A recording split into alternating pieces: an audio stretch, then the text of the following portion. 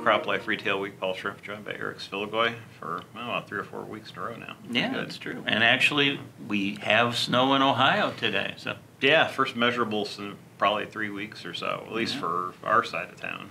The west side, which doesn't get as much snow as our friends on the east.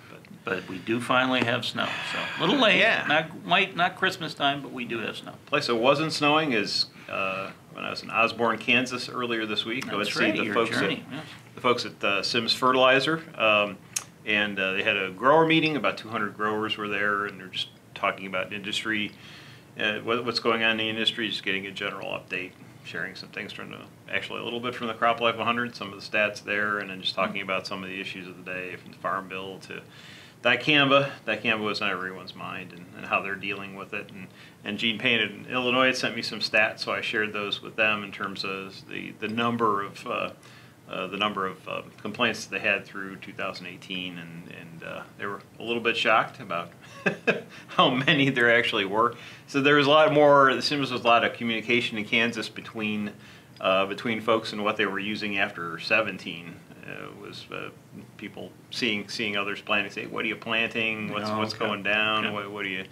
And there just seemed to be more dicamba down there, dicamba tolerant crops down there in that area, which kind of eliminates the need, when you have as much mix between crop types and things like that. So didn't have as much of a problem down there, but it's interesting. I hadn't spent as much time in central Kansas, and I was kind of noting the no-till and the amount of variation in the landscape and so forth. Just interesting cropping area, lots of cattle and hogs and so forth done. So, but overall, I think they're one of the big things the farmers were talking about was needing quality help. I mean, I think it's everybody's issue, but they're really in particular having some very difficult times finding enough help to keep the farm, for the farm workers. So that's an issue.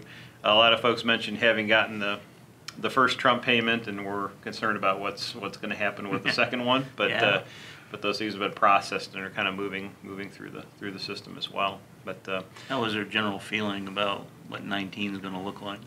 I think in general, I thought the tone was pretty positive. The people were upbeat, talking, and I think there wasn't a huge amount of concern going into 19. But I think there's still a lot of uncertainty too. So. But overall, you get a sense, for the feeling overall of the whole, the kind of the pulse of the meeting. I thought it was pretty positive. Well, and the Sims folks are great.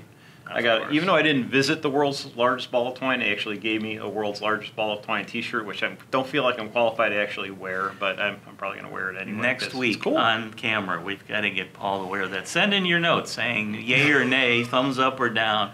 Paul should wear the ball of twine T-shirt. I'm saying yay. Thanks for that. All right. So well, you brought it up.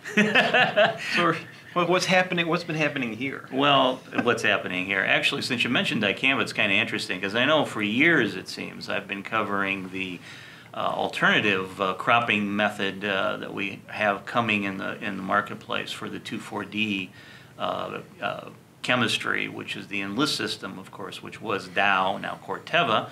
And we found out this week, Paul, that lo and behold, after years and years of waiting, China has finally approved Enlist to be sent to its country as a part of the soybean shipments that hopefully the country will be buying. So we'll see now, Paul, with these two cropping systems kind of competing in 2019 at actually how the marketplace is going to play out. We'll have to keep keeping an eye on that. Yeah, interesting. They were talking about that at Sims a little bit because that news broke just as we were meeting, and Corteva happened to be there and was talking about that. So yeah, it'll be interesting.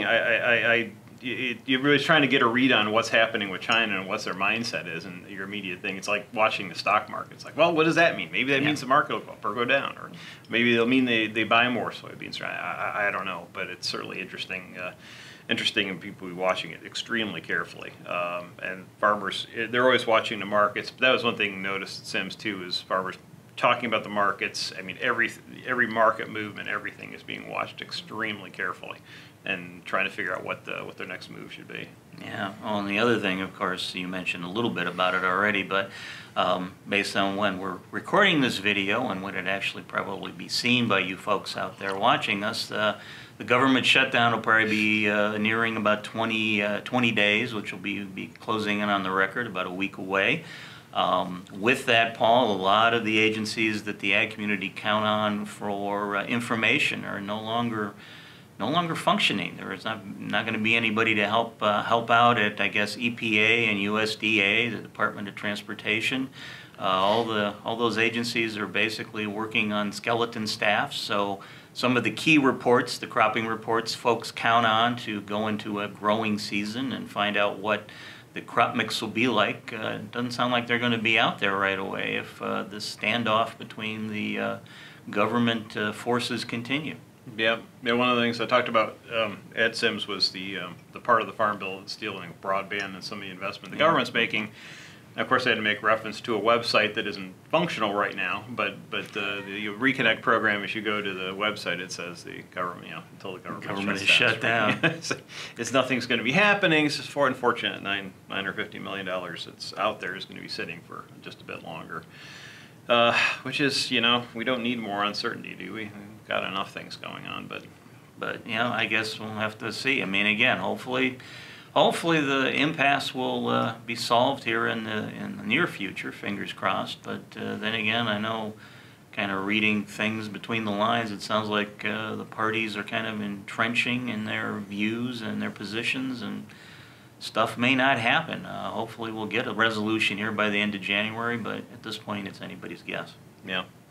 And next week I'm going to be heading to Seattle. Our PrecisionAg Vision Conference that we've been working on for the past 13 months is finally coming to fruition and starts next week. So we're really excited about it. We've got a little more than 200 people, I think, registered in that ballpark, and it's a really interesting, diverse crowd. Anyone who could be a stakeholder in the technology sector, from those companies that are in ag. I think we're seeing a lot of folks signing up here after the first of the year. We've had quite a few signups in the last couple of weeks that are from the traditional ag companies, but lots of folks have signed up from venture capital, from insurance, from the investment folks, and banking, and just a wide range of stakeholders. We've got lots of commodity crop growers. We also have some farmers from the specialty crop side who are really interesting, diverse group. So it should be a good conversation. Hopefully, have some stories come next week. So I'll be back in the office at the end of the week, and I think on Thursday. So we'll be able to talk about it then. Yeah, and I know myself, I'll be heading to the Wisconsin Agribusiness Classic up in Madison. So for my friends up there, I'll be making the trek that way to see what's new in equipment and find out what folks are saying about how 2019 is going to play out on the agricultural side of things. Can't wait. All right. I can't wait to hear about it. All right. So we'll hopefully see you next week. One place or another. So thanks for joining us at this edition of Croplife Retail Week, and we'll see you next week.